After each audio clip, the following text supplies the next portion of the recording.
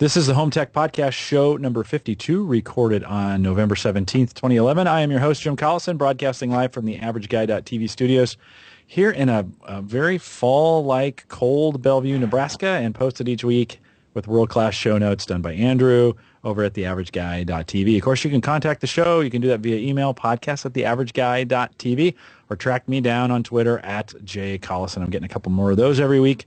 And so that is a good way to follow the show and know when we're doing things like going live or who's on the show that week. You can also find us on Facebook or now on iTunes by searching the Average Guy Podcast. And please, if you're on iTunes and you like the show, leave us a little comment there. That always helps with the search rankings on iTunes. I've also set up all the links you could ever need to automatically download this podcast to your iPhone, iPad, as well as any Android phone or tablet device.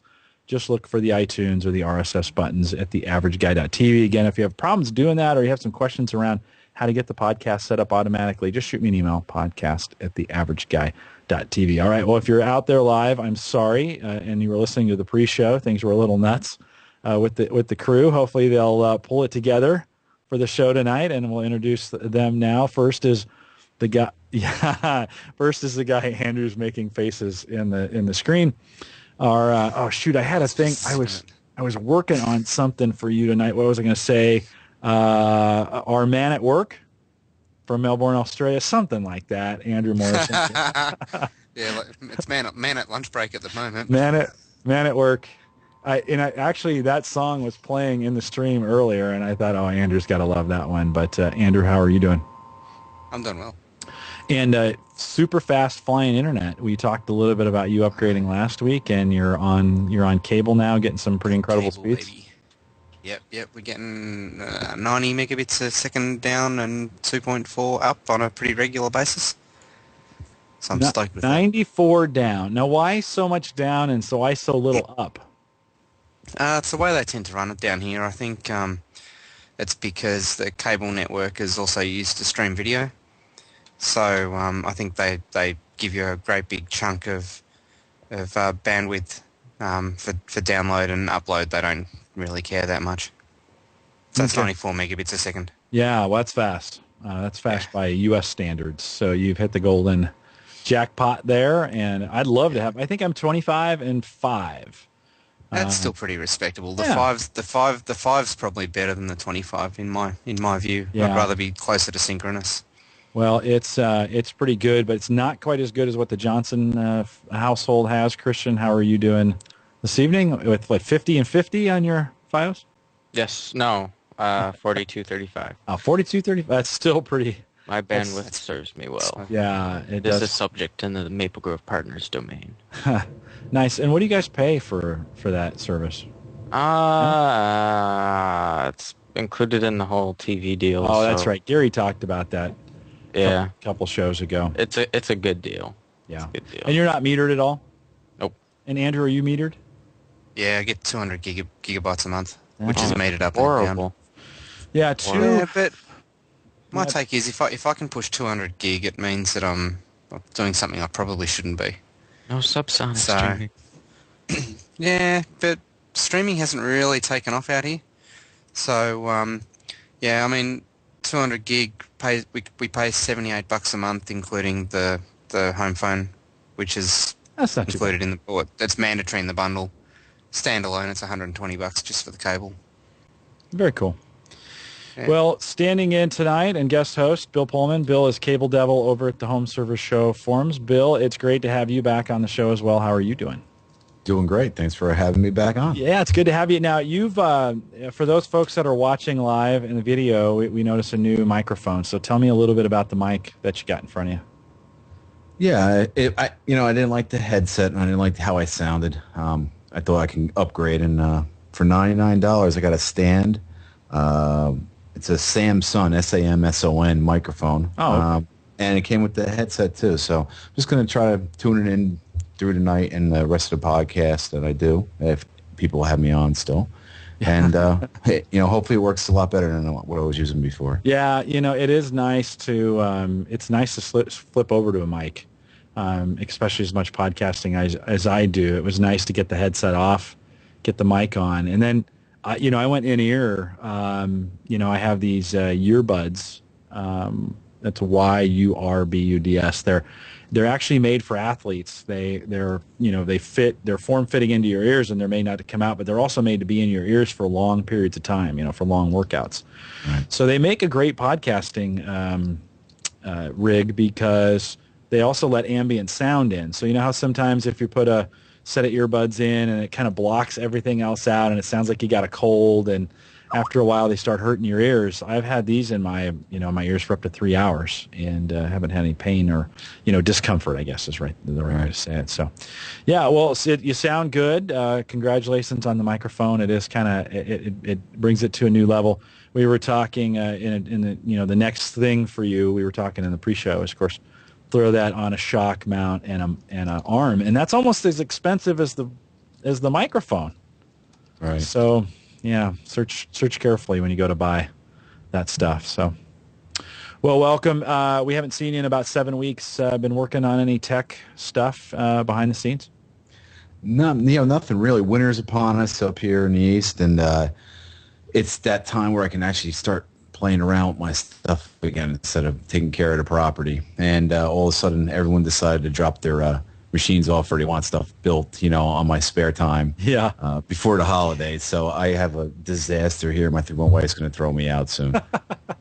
So is it a combination of like broken stuff that people need help fixing, and are you building stuff as well? Yeah, I have two new builds, an HTPC for a neighbor, and then I have a new computer rig I'm doing for somebody, and then I have two piles of junk that really shouldn't even be repurposed, but I'm trying to make them.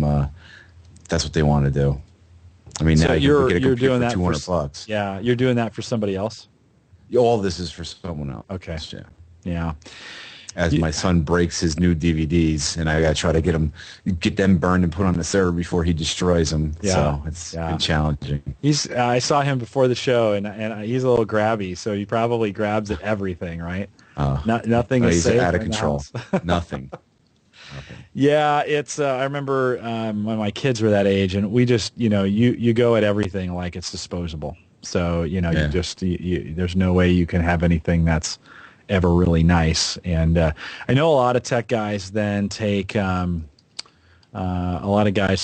take their, that's why they do home server stuff, is to get some of that digital content, that in case the Blu-ray or the DVD gets broken, then they don't have to go out and rebuy it. So Andrew made a clarification in chat, 9.4. That makes, when you said 94, yeah, I was thinking like 94. And 94.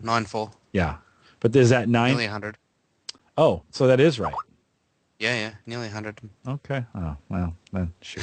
I thought maybe the theoretical maximum that they're giving us over this particular connection is 120 megabits a second. Okay. Wow. Yeah.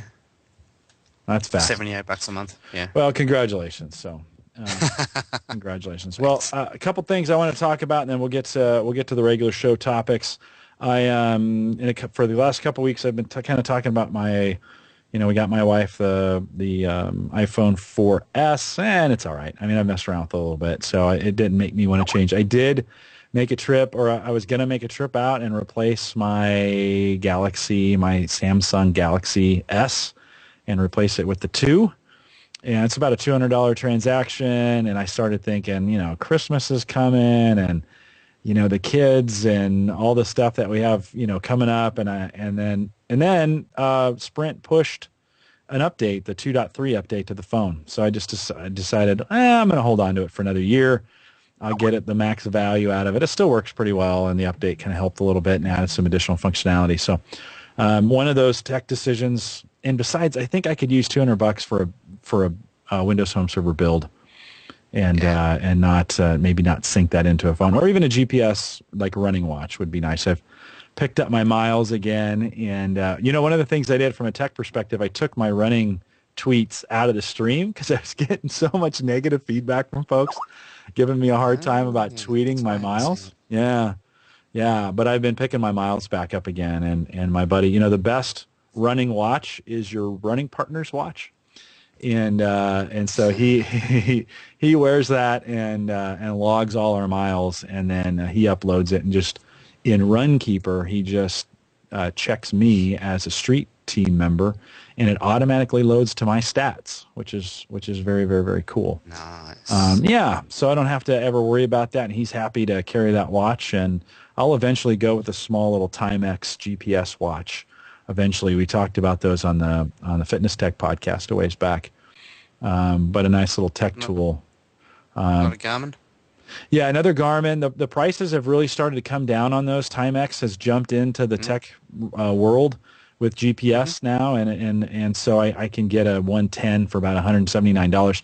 Those used to be $300 and $400 watches. Yeah. And so the prices are starting to come down. I'd love to see a GPS enabled run watch come down to about $99. That would be that'd be the About the price point, isn't it? Yeah, that would be, and the other thing was the old Garmin's, the 205, 305, and 405 were big bricks on your wrist. Yeah, I mean, they absolutely. were good size watches, and folks would have to wear sweatbands under them, or it was it was like a big computer on your wrist. The newest 110, I think it's 110, 210, 310, are regular watch size. I mean, they're not. They're kind of like the old Timex watches from the 90s, the old Ironmans when those first came out. Yep. But that's still reasonable in size. Oh, yeah, absolutely. So I'm going to keep my eye out. Maybe there'll be a holiday deal. If anybody listens to the show and finds a Garmin deal coming out at Christmas time, let me know. Podcast at theaverageguy.tv. I'll be in the market for one of those. I did commit. I think I've committed to running another marathon again next year, next May. The guy I'm running with, he passed me on the marathon last year at the 22-mile marker and finished before me. Now he's my training partner, but we both have a sub 4-hour goal on 26.2. So you'll probably hear me talk a little bit about running between now and next May. There's a deal going on in Australia with Garmin at the moment, which I don't know if they're doing in the US, where if you buy I think it's a 610, the GPS watch, in a bundle, you get a free Nuvi 30 in-car GPS with it. Oh, really? Which is worth about $150. What's the retail on that in Australia? I'm not sure. Okay. Not sure. Yeah, well, it's amazing the technology they're jamming. To be honest, I don't even wear a watch anymore. Christian, you wear a watch? Nope. Okay, no watch on Andrew, no watch Bill? No watch with me. Watch list? So we're phones, right? It's on the phone? Yeah, computer. What an amazing transition that we've made culturally. Oh, yeah. Yeah, absolutely. If your phone goes dead, you have no idea what time it is, right? You get in the car. It is. Yeah, it's. I remember a couple of years back, and this is maybe 4 or 5 years ago, in a meeting, and one of the guys just commented about you could kind of tell the sales guy by the quality of their watch. The more expensive their watch was, probably the better salesman they were. And you just don't even see what people wearing watches anymore for the most part. It's completely gone over to the phones. So interesting, the technology though that is starting to go into these athletic watches when it comes to heart rate monitors, GPS locations, keeping track of sweat and water loss, and I haven't done they've just got some amazing technology now when it comes to kind of tracking every second of your workout. So yeah, I know even when we go out and do our trail walk and stuff like that now, we've got a walk we do which goes up 1,000 steps. So we do, I think the elevation change is like 350 meters in a couple of kilometers, and we now track it with GPS and heart rate using Runkeeper, and we both use Polar watches. Yeah, Polar to do the heart rate, and then you overlay your heartbeat with your pulse rate with into Runkeeper by importing both the files in. Right. The Uber exercise geek. Yeah, yeah, and I've got a guy that I work with, and he just tracks everything, and it just makes it easier and easier. Bill, do you do any kind of athletic or bike, ride, run? Probably work in families enough, huh? Are we thinking about that one? I lost you. I don't know if you still hear me, but yeah, I can hear you. what was the last part of it? Oh, you said? you do any kind of athletic events? You run or do you bike or? Well, I got to be careful after 3 knee operations. So Ah, right now, okay. with I played ball in college, and that kind of. So I can't really run with. I don't want to get knee replacements. Yeah. So biking is the way for me to go. Yeah. So that's what I tend to do. Try to do a low impact on the knees. Do you add any tech to it? Do you do it indoors on a bike machine, or how do you? I have one in the garage for the winter, and it's a.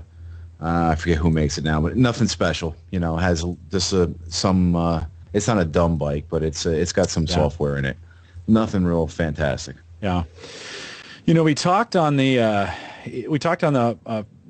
Fitness Tech podcast back in the spring about adding some technology to, like, so your bike in your garage. Imagine if you rigged 3 monitors, you know, maybe 3 19 or 20-inch monitors up to that.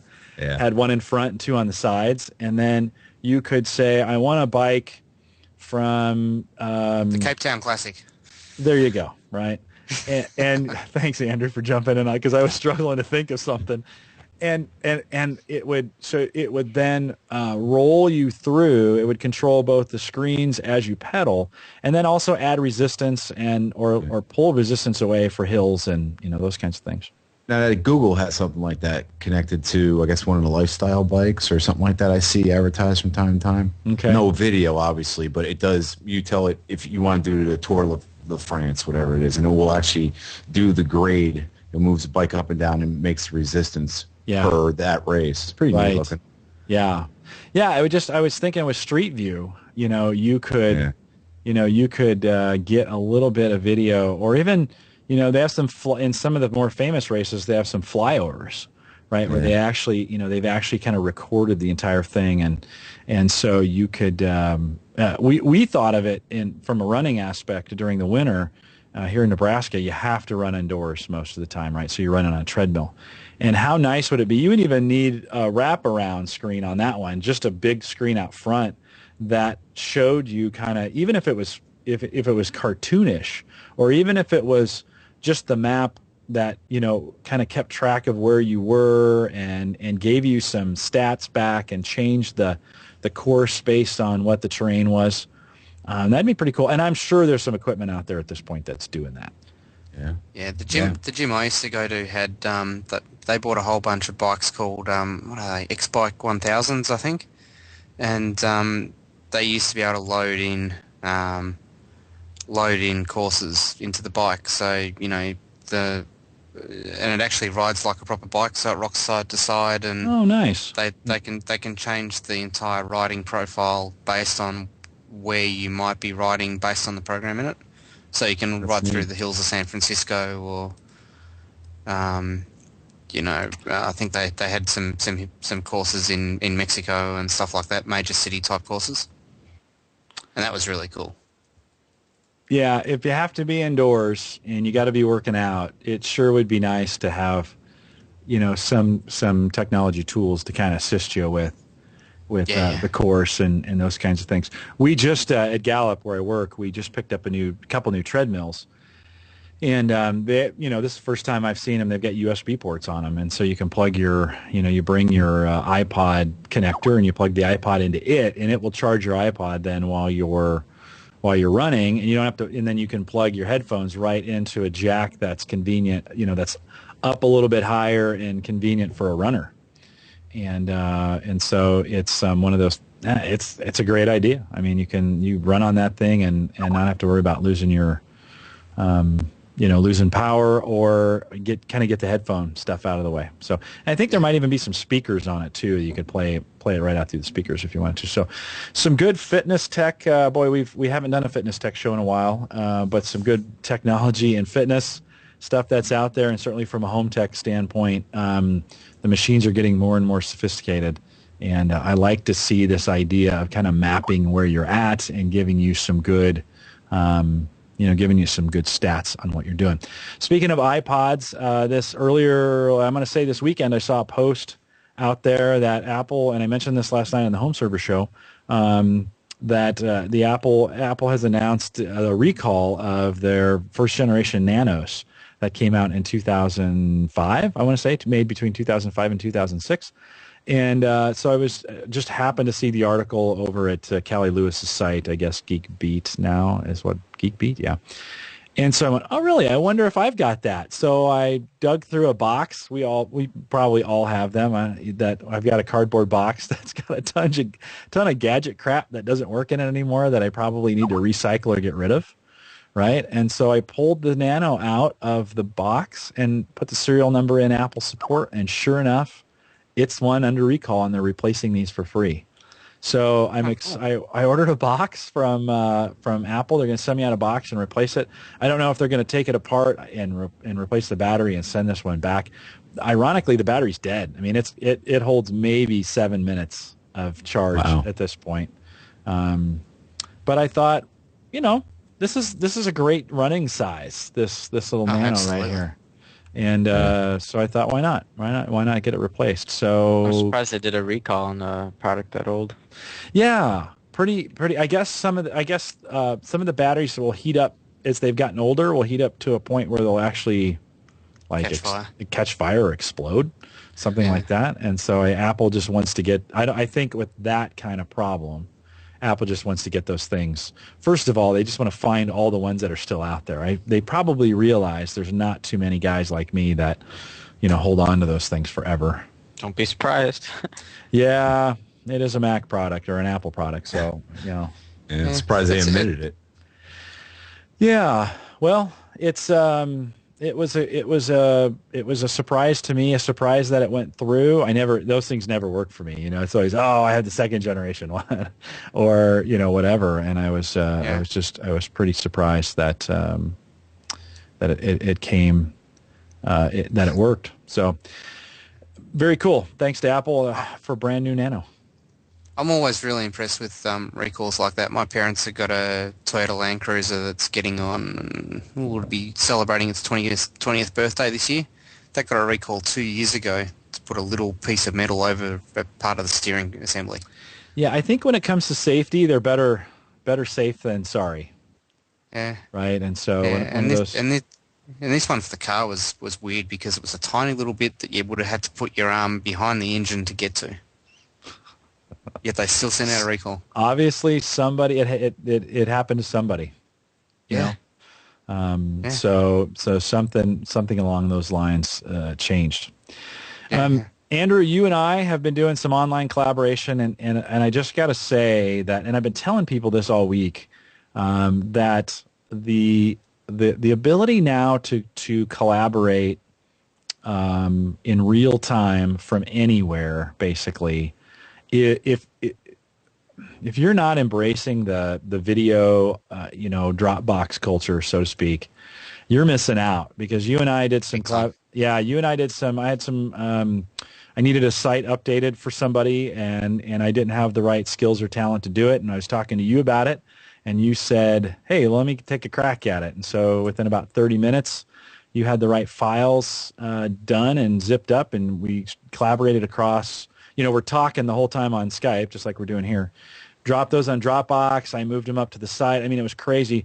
Christian, you and I have done that a bunch with the Average Guy site, and it's just crazy. So if you're listening to the podcast and you're not using these audio video collaboration tools to get stuff done in real time, you're missing out. Oh, it's ridiculous. And we're moving as a corporation, we're moving to Lync, right, which is a replacement for Office Communicator in the Microsoft ecosystem. And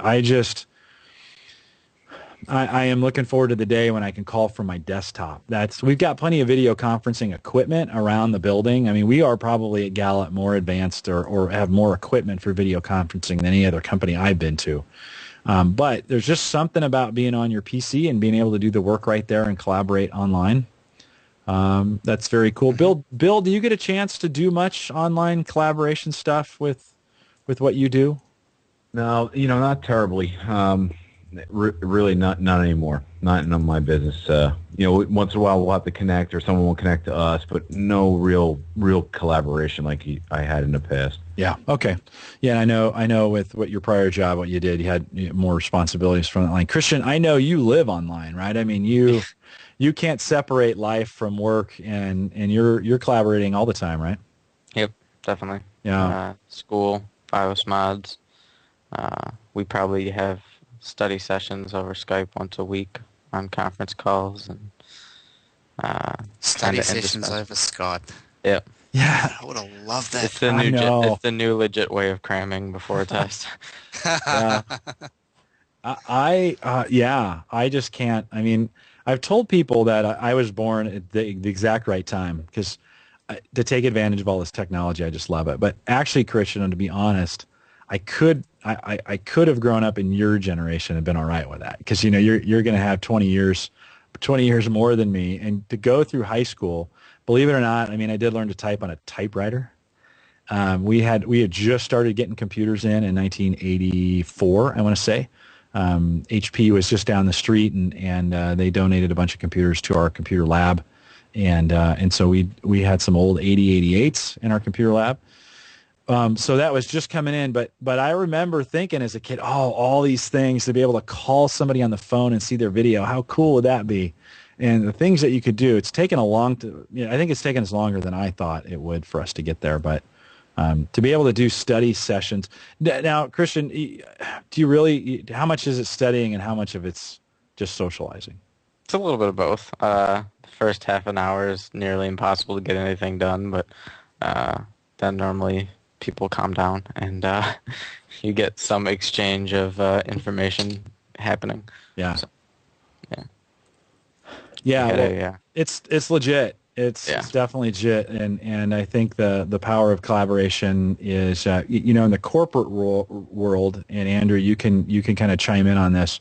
Sometimes the security that goes into the networks, right, to keep them secure, sometimes stops or slows down that collaboration, and because you've got to, some corporations don't allow people to use Skype internal, right, because Skype does have some security flaws in it and such. Do you struggle much with having stuff locked down or being able to collaborate across your enterprise there? No, we're very much a self-support organisation. Working for EDS, the organisation was locked down a lot more than it is with HP. HP tend to be, if you break it, you fix it. Okay. Which is kind of interesting. Yeah. Because a lot of people are used to, my PC just broke, someone needs to come I and see. fix it. Yeah. Yeah, Or so I more just broke my self-support. Yeah, or I just broke my PC. Can someone come and fix it for me? And they, usually it's can you log onto the website and log a ticket? Well, no, because my PC's broken. Yeah. Bill, what do you? I know you've told this to me before, but when you changed jobs, what did you change to? What are you doing now? Actually, the family business. We have a auto body shop actually, so I do all the IT, a lot of IT going on, especially with the iPhone and the Android phone for doing certain tasks, and so there's a lot to do and keep you going. But as far as collaboration goes, I am it at the shop. Yeah. So there's really, I'm collaborating with the people who make the software that runs the shop. That's about it. How big is your shop? How many staff? Yeah, we got 17 total. 17. So. That's a pretty big deal. And you talk about using iPhones and Android. How are you guys using those in the shop?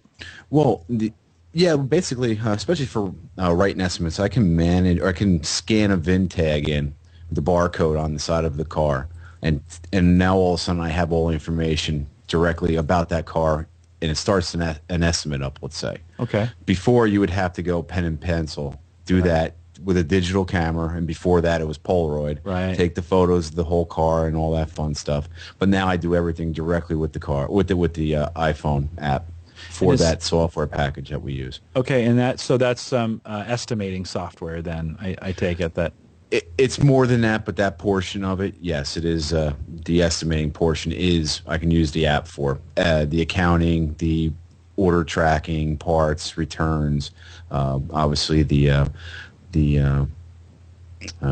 the payroll, all that stuff is done at the desktop. Wow, and that's all one software application that does that for you? Yeah, we use one, right? Absolutely. And so you scan it in, and it starts from an estimate standpoint. You take your phone, use the camera, scan it in, it starts the estimate process. And does that move then if you need to go over to the PC, I assume to look up parts and do some of the other thing, all that then just moves over to the PC? Right. So what basically happens is I scan that in. I'll do all the mileage. I'll type that in, the customer's name while they're standing over my shoulder, their phone number. I'll take the photos of the entire car.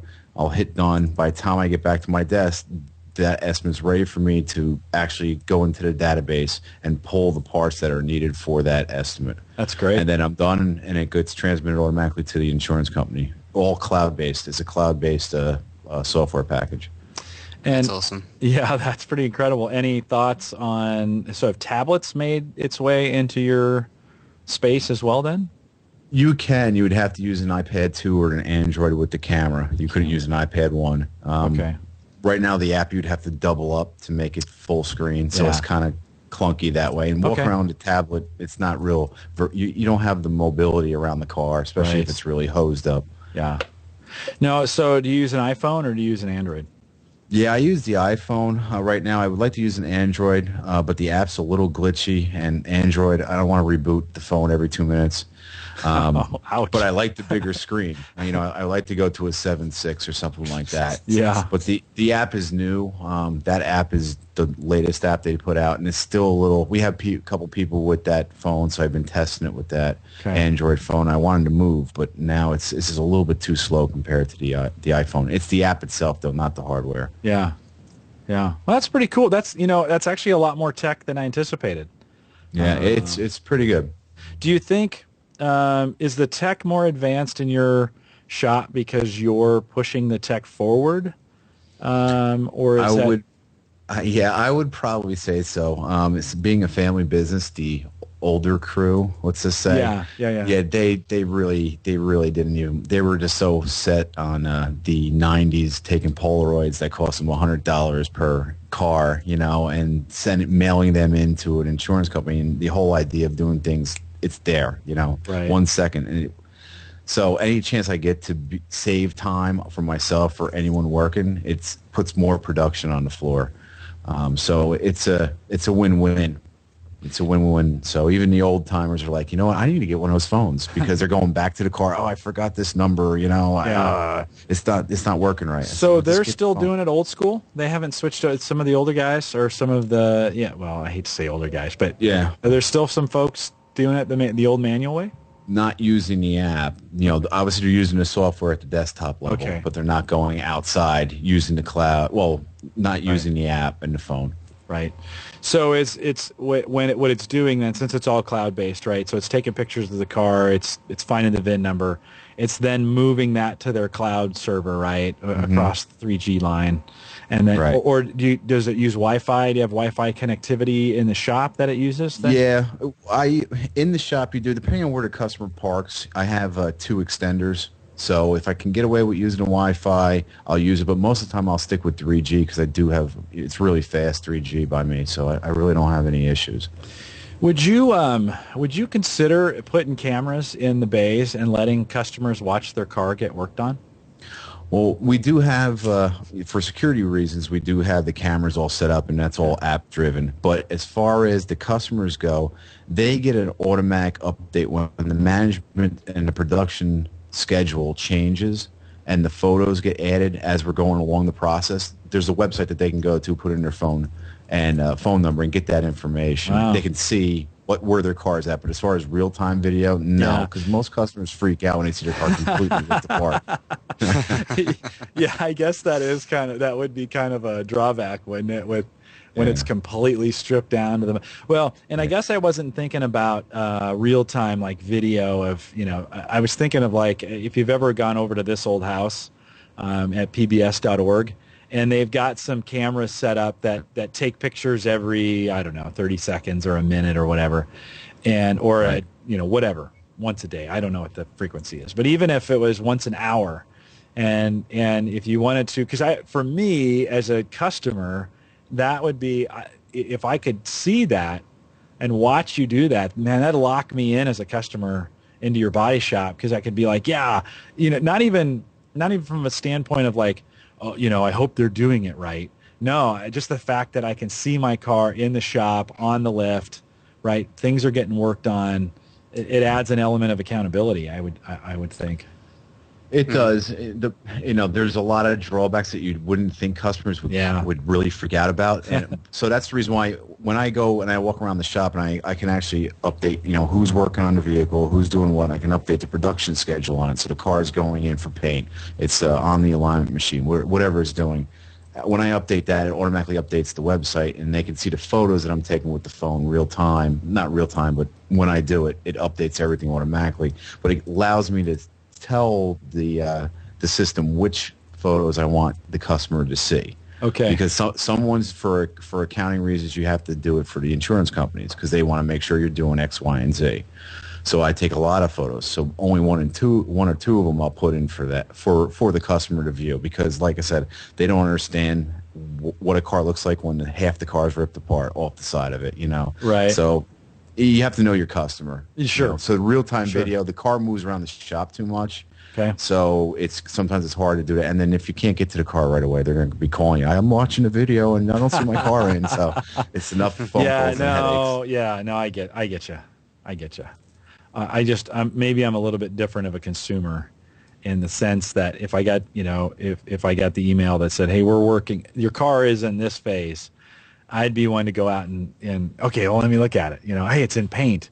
Well, it'd be kind of cool to see a picture of it in paint, Right. Yeah. Okay. Well, that's cool. I didn't intend to go down that path, but I'm kind of glad I asked. I mean, you think of an auto body shop and you think of that as, and don't take this the wrong way. You kind of think of that as a low tech operation, right? I mean, and yet, you guys sound like you've gotten very high tech. From a repair standpoint, do you guys have to constantly stay on top of what's going on from a technology standpoint because cars are getting more and more, embedded with technology? And what's the biggest challenge from a technology standpoint for you guys? Well, I mean, from the first point you made, we have stations out in the shop where the technicians can go up to, and it's called a program actually called All Data. So it's basically a collaboration of all the manufacturers where we as repairers can go and find out the information on these cars, what type of steel, what type of high-strength steel they're using, how we're supposed to take this apart, how we're supposed to put this together, per the manufacturer. So it's real important for your tech on the floor to be able to access that information, which we didn't have 3 years ago. You just went through your old status. And now with the hybrids, you really, really have to be careful where you're cutting, how to disable the battery. There's a ton of things that you have to do. You weld the wrong way, and all of a sudden computers are going out inside the car. You really have to, and if you don't know, the information's there for you to find. That's the biggest thing. You can train all you want, but you get a 2012 model that's completely different with fiber optic running through it and everything else. It's the first time it's being out there. The data's not out there on that car. It won't be released for another year. Right. Is it taking you longer to do the repairs because of some of the technology that's embedded in these cars than maybe it did in the past? I won't. I would think the first couple times you do a new model, absolutely.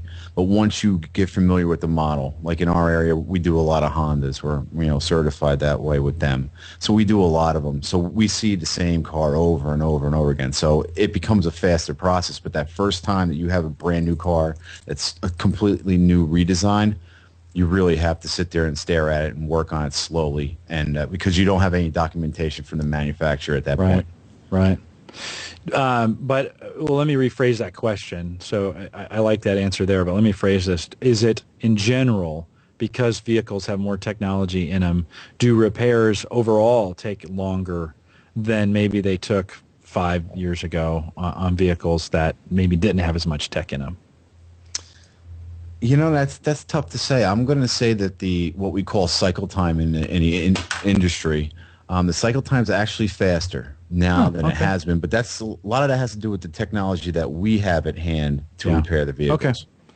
And you're just auto body, right? You're not working on engines or trying to troubleshoot transmissions or things like that, right? No, not in that sense. But if we have to replace a transmission, we do it. If it's suspension damage, we do it. We do everything. We don't send the car out to anybody. Okay. We don't trust it. We just do everything in our hands. So if something goes wrong, it's our fault. Yeah.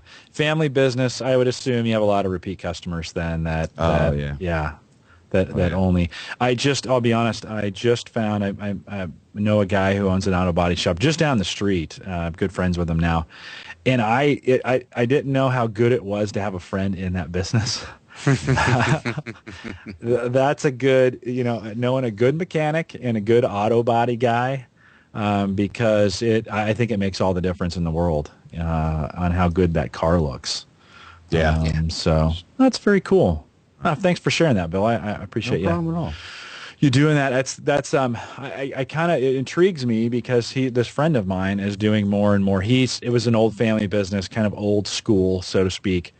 And he is kind of the new, he is not super tech savvy, not like you, but he wants to be more tech savvy. So I've gone out and helped him with his network and done some other things to kind of bring him up to speed. And so when he said that, I thought, I wonder how tech you can get on some of these things. And just the other day I took mine in, we had some hail damage, and I took that thing in, and they snapped a few photos, took this, he went in, and in literally 10 minutes had the estimate done and a check. Right. That's really great. Yeah. Yeah. And not that, hail damage always took very long, but that does process very, very fast. So anyways, very cool. All right. Well, Christian, you've got an update. Actually, you have two updates for us. One would be on the project with the city park. Any movement on that one? Not yet. I know the proposal draft moved through the board of directors, and I know it's in the works. But the election, some of the people that were originally kind of influential to the project were elected out of office. Oh, ousted. 14 years of really? service. So, yeah. So wow. I think they're just kind of waiting to see what's going on, which means I get to wait and see what goes on. Where business meet politics, right? Indeed. Hence how nonprofit Okay. organizations work. So that one's in the hopper, and then a quick update on your OpenVPN project. Yes. OpenVPN is finally a crushing success and is now becoming an not essential, but highly convenient part of my network. So give us a quick rundown on the features. What can you do now that you've configured it that way? All right. Now that it's in bridged mode to our network, you can get all TCP and UDP traffic, which means you can browse any computer in my network places. You can view any shared folders. You can ping any computer. Any internal website that's running within your intranet can run within your VPN, so you can access it using local computer names. All your UDP traffic works, which means your HD home run is going to work and stream your TV. Because you have UDP traffic, you can broadcast your SSDP traffic, which is what gives you network discovery abilities, and that enables you to find other computers on your network. And because you also have UDP traffic, you can be detected by Windows Home Server, and you can do your remote backups, and essentially anything you can do while sitting inside the network you can do over remote. Now, how is the video streaming for you? I mean, it's not, so you're offsite in your video, you're streaming your TV content across the VPN. That's not like you're there, right? There's got to be a little skip in it of some kind. Right. So how it works really is you can configure your VPN to do one of two things. Either you can push your internet gateway to where you are, or you can use the internet gateway that you are currently connected to. So that either lets you browse the internet through the same gateway, or you stay on the other gateway, which frees up some bandwidth. But generally, once connected via the gateway, in most average internet scenarios, you can get around 5 megabytes down while being in bridged your gateway, which means that you can watch standard def channels without any lag, because the standard def channels on Fios on average stream at about 4 megabytes per second. And then if you have a pretty strong connection on both ends of both your VPN server and where you are remotely, then you normally get around 10 or 11 megabytes per second down on your gateway, which is just about what you need to do 1080i, because the HD Fios 1080i will run at about 10.5 to 12 megabytes per second. over your network. So if you have a really strong connection, you can watch the HD, but as long as you have an average connection, you can still watch standard def without much of a lag at all. Okay. And that's invoking, so the player is on the client, right? Yeah, it's just Windows Media Center connecting and it's picking up the connecting tuner. through the file, is staying on the server wherever you're at, and then it's streaming those data bits across and showing them in a player that's local to you, right? Well, it's not storing a file. It's actually just contacting the tuner on the network. Yeah, no. Oh, okay. Returning the stream. Oh, but it's streaming that content out, and you're playing it through Media Center that's on your local PC there. Yeah, the stream goes... No, well, the local PC is the PC that's connected to the VPN. Right. There's no computer that's doing the streaming. It's technically, when you bridge another adapter for VPN, that adapter is really the physical representation of what you would be if you were sitting in the network. So you can... So essentially, it's contacting the tuner directly and saying, "Give me a tuner." Tuner returns a stream location, and then it streams through Media Center, and you're good to go. Yeah, I think when I first started thinking about this, I thought, of watching TV through VPN, and I thought about remote desktop connection. Nope. Right, which would not really is not a great way to watch video content. So you're not, especially seeing as how Media Center won't even run. If it sees you're over remote desktop, it'll turn off. So, so that makes sense. Okay, yeah, so it's not remote. You're not remoting in. Sometimes we VPN and we remote in.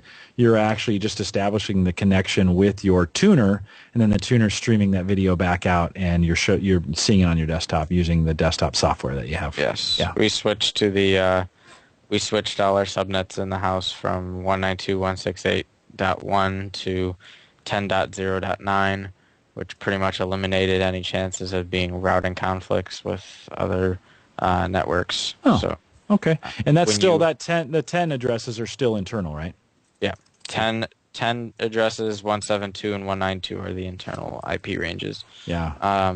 So when you actually connect to your VPN, you're being assigned a local IP address from your internal network. So I get an IP address that if someone else is on the network that isn't being VPN, they can ping the VPN client and access them because essentially they're on the network. So it's a two-way street. Pretty cool. There's other ways to do this, right? I mean, not many.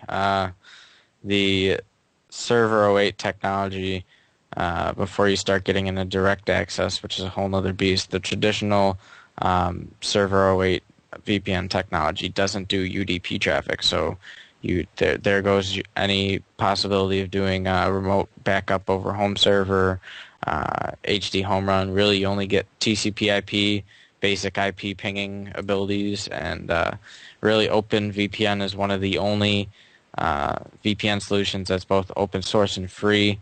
Does the RSA encryption on both ends with certificates, and does both the UDP and TCP bridging for all network traffic. So, wow.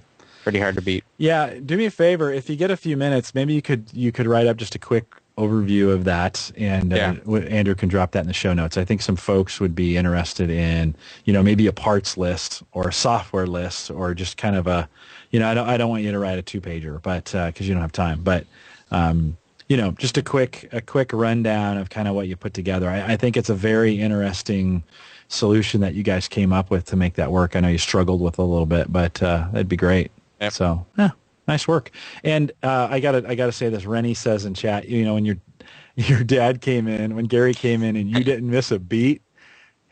Rennie said, "Amazing how Christian turned out sane, isn't it?" Now your video froze on us, so we would have missed that whole thing if it hadn't, or if it had been moving. But he's so funny. He has to make his appearance at least every week on the show. So he comes in and dances around behind you and then leaves. That's awesome, Gary. We appreciate you. Does he ever go back and listen to these? That's a good question. I don't know if he does. Gary, if you do, send me a note. Okay, he'll only know. Don't tell him I said that. He'll only know. And then if he sends me a note, I'll know that he actually listens. So good stuff. All right, you've got a deal of the week. All right, so this one just went out of stock, and I knew it would because it's such a hot item. So just kind of watch if you're interested in stuff like this for it to come back on.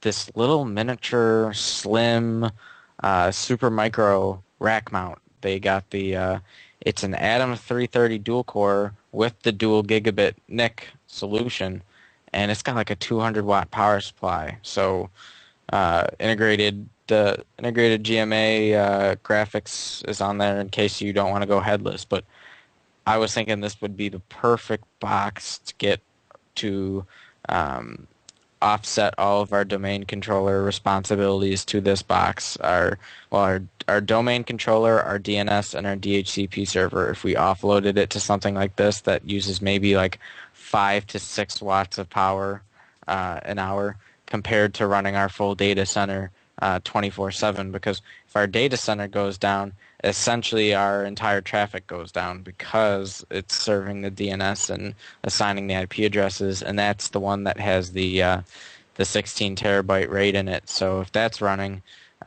you're drawing a lot of power per hour. So this would be like a 5-watt dealio, and you'd be able to constantly have your internet traffic and manage domain credentials throughout your network without having to be running some massive server data center. So then we could schedule lights out to kick off the data center from like maybe 11 to 7 or whatever at night, and that would save significant on our power bill. Christian, you said data center and Delio in the same sentence. I think that's pretty cool. How about that? Do you have any empty rooms at your place? Could I just move in and become part of the Johnson family? Sister is off to college. So oh, she is. Is she coming home at Christmas? She probably is. She's actually coming home for Thanksgiving. So she probably wouldn't be too happy that I was occupying her room. But after that, it's all yours. Maybe for the spring I'll come out. It's great to hear you guys talk about. I mean, all that. In case you're new to the show, Christian is not talking about some kind of enterprise network setup in some organization of 3,000 people or more. This is at the Johnson family house. It's awesome. Yeah. So what was this box retailing at before it became out of stock? Do you remember? I want to say it was either in the mid-range 300 or 400, but when they did the shell shocker that it went out of sale, it was $229. Oh, that'd be great. That'd make a nice little home server. Yeah. And I mean, you can get, this is designed to be a rack mount, so you could put like 3 or 4 of these things together. That would just be nuts. When I was out at the Drobo facility a month or two ago, they have a bunch of rack mounted PCs, stuff like this that they do software testing on, and then they've built their own custom rack for each of the Drobos. So you got a rack configuration. You can get 2 or 3 in a rack space, wide, and they take up a few spaces, high. But I thought, man, that is a cool looking. Have one of these as your. We've been talking on the home server show about. I'm trying to pair this small, kind of compact PC with a Drobo and make my home server out of it. In a rack environment, take this thing and put that in there and then mount the Drobo in the rack. That would look nice. Yeah. That would be nice. Yes, indeed. Very cool. So is it just, it says this item is currently out of stock and it may or may not be restocked. Do you think it's coming back? It's coming back. Okay. It's coming back. All right, we'll put a link. I'm gonna occupy Newegg and demand my Super Micro to be returned. Where would you have to go to occupy Newegg? Their warehouse in where's New that Jersey. at? Is that where it's at? They have 2 warehouses. I think one of them's in New Jersey and one of them's in California. Interesting. Well, at $230, or at its lowest price, that's maybe I'll have to look at some rack-mounted devices and see, because that's about I have about a $300 budget for this PC that I'm trying to find to run the home server. So maybe that'd fit right in. This I would. Did this come with? Is this bare bones? Would I have to buy a memory for it? And no, it's ready to rock and roll. Although I'm not. Let's see what the. It only supports 2 gig. Let's see. Does it have USB on it? No, it doesn't. Does it? Gigabit Ethernet. I don't see any USB, so that might. I really liked it because it had the dual gigabit NIC. Yeah, that's a big attraction for me. Right. It does have some USB ports. Doesn't look like they're USB 2 or USB 3. Yeah, very efficient though. USB 3 on a server though, dude. Well, if I was going to pair it with the Drobo S, I would, because that's how I would make the connection to it. I see. Well, Okay. I'm wondering what the it doesn't look like it comes with a hard drive in it, Yeah, it looks a little bare bone-ish. but But It'd be great for for like a smooth wall router or yeah, PFSense or something like that too. yeah. Even if like you got a small flash medium, 10, 16 gig flash mount to run a miniature OS instead of putting in a Yeah. hard drive. yeah, no, very cool. Okay, let's see. You got a speed tip of the week. All right, so this isn't like a speed tip of the week, but this is like minimal hassle effort for when your login screen is boring you out of your mind and you're ready to change it. Tweaks.com came out with a really cool. I think they published it.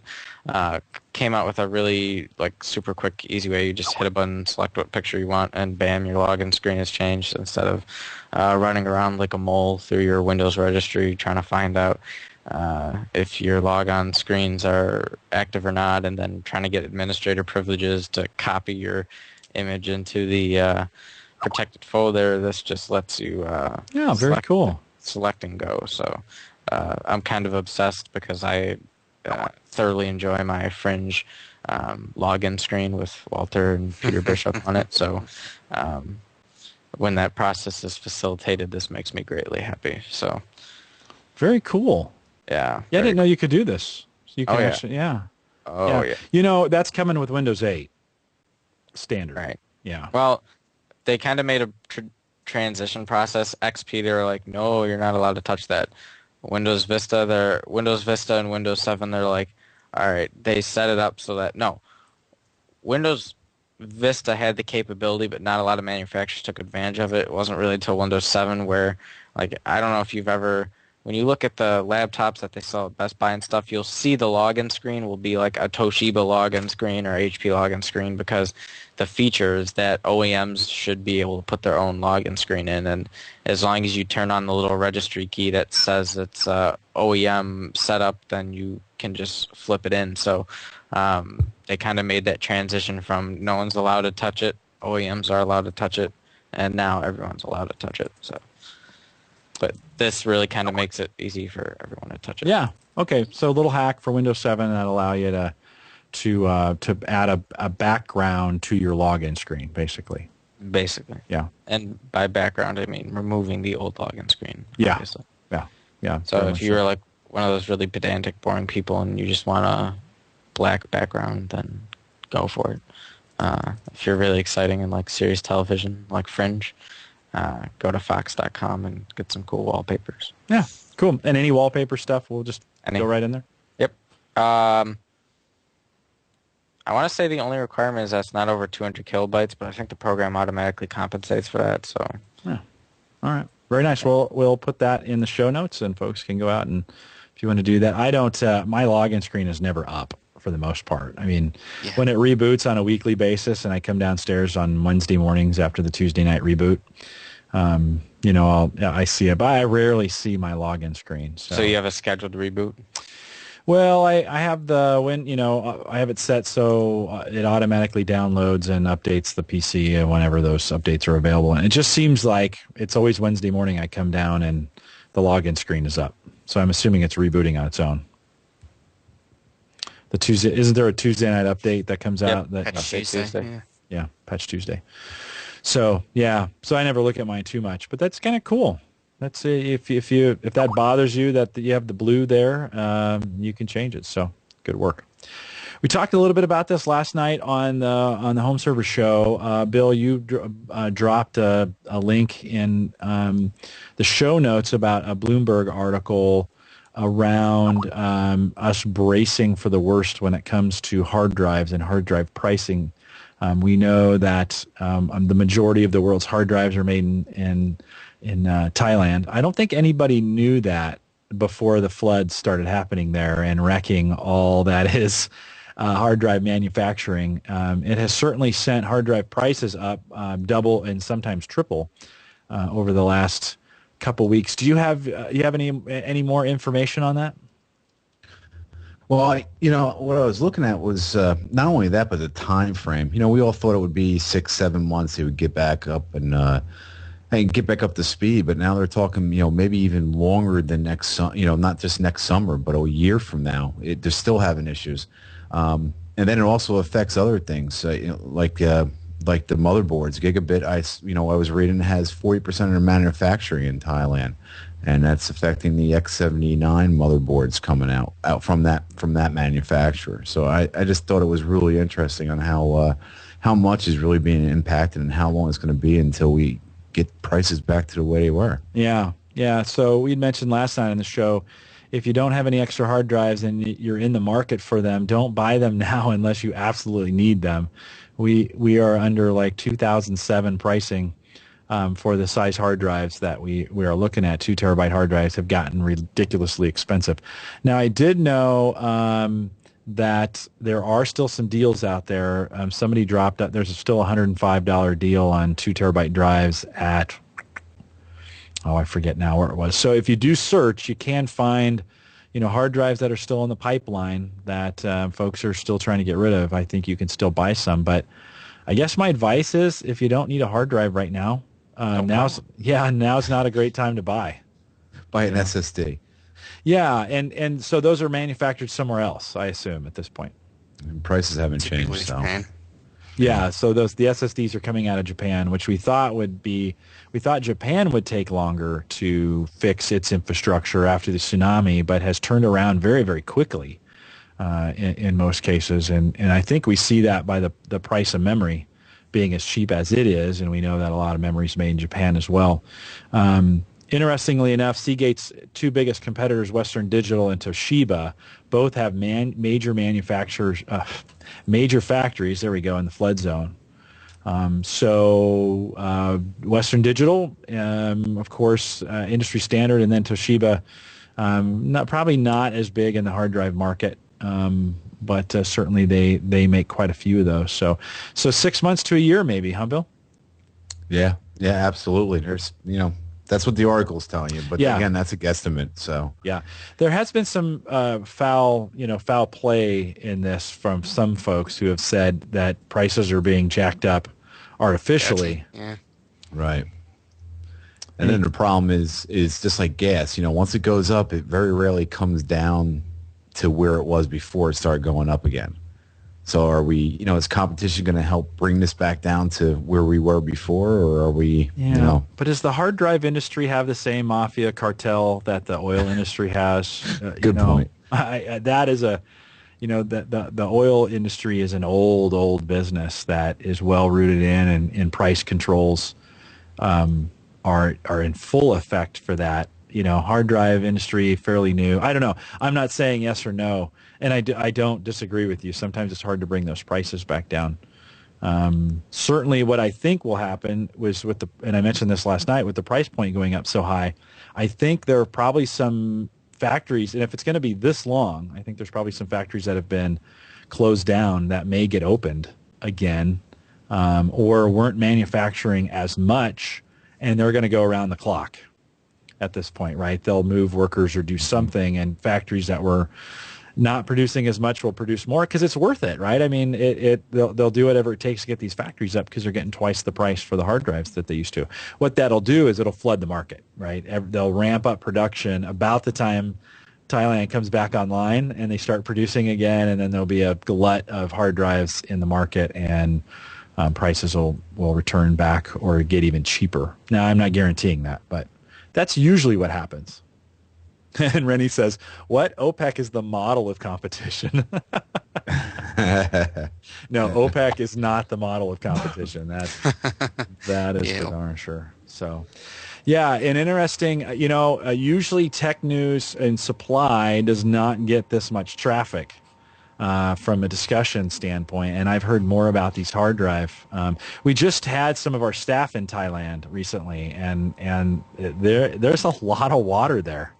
I mean, they are just getting these record floods. Now, living here in the Midwest and living next to the Missouri, we know what it's like, because this summer we had the Missouri right at the very top of its flood stage, and it certainly can do some damage, when it floods. So we'll see. Maybe 6 months to a year. Don't buy the hard drives if you don't have to. Bill, you also had a note in here about the Samsung 40-inch touch table, that was promised out at CES a year ago. What's up with that? It looks like that Samsung is actually going to produce it. They're taking pre-orders now in 20. And they think they're going to ship it out in 2012, which is great. I mean, I'll order one now, but my credit card doesn't have an $8,400 limit. Mine does. It doesn't? No, I'm kidding. Maybe I need to buy it. Maybe I need to go shopping. No. I'd get divorced. I was going to say use the corporate card. I'll get divorced over then. So $8,400. It's basically a big old flat screen that's a table, right? I mean, that's kind of the look of this thing. Yeah, and it looks really really neat. You'd love to play with one, but it's just a matter of why. Christian, what would you use it for? Christian, are you drawn to a 40-inch table PC at all? Is that something you'd think you'd want to have as part of the Johnson arsenal? I'd like to mount it in my bedroom. That'd be cool. Would you put it on the wall, or would you use it as in its table format and try? A table. Yeah, definitely a table, and then I'd have another one on the wall. Yeah. So that's only $16,000 for those two things, right? Okay. Yeah. Well, 17. we'll work on Well, apparently, I'm getting paid twice as much to do this podcast next year. Nice. So, yeah. Your benevolent dictator boss for the Home Tech podcast gave you twice the raise, right? Yeah. Apparently, I'm going to have the budget to do such things. Nice. My question on this. My question on this one is that I understand it's touch and everything else. It's going to be an LCD. It's it's a backlit. It's not even an edge lit LCD. What makes it so darn expensive? The touch? Oh yeah, but yippee skippy. I can take a TV and lay it down on its side. If it's multi-touch, it doesn't add that much cost. For 40 inches, it's really not that much. Maybe because they only make a couple of them at a time. Well, yeah, I'm sure if it was mass-produced, that would come down dramatically, but that's a lot of cake. Yeah, I could see... Okay, what's a TV cost that's that size? $1,000? Yeah, we'll just say, it was like $1,300 for a good one. Okay. Under $1,000 at the moment. That's right. And then this has got to have the glass, the right glass on top of it, right, to make it touch enabled. Glass, yeah. And so that's a pretty big piece of glass. For that, you think about, that on a phone times 100. Yeah, so I imagine let's just say that the cover is maybe $2,000 because they're not mass producing 40-inch touch resistant or touch. What do they call that, guys? What's the touch screen called? Yeah, there we go. Capacitive. Thank you. They're not manufacturing. So let's just say maybe it's a couple, $3,000-$4,000 at this point, maybe. And I guess if they make more, I just can't see. Boy, that'd be a nice thing to use for about an hour, and then I don't know. I wouldn't see myself using it all the time. No. Checkers, chess. That's it. Yeah. What else? Imagine it something like that though, built into your kitchen bench. If you're a chef or something like that, you could have your whole menu. Your whole menu loaded in and all your recipes and stuff like that, and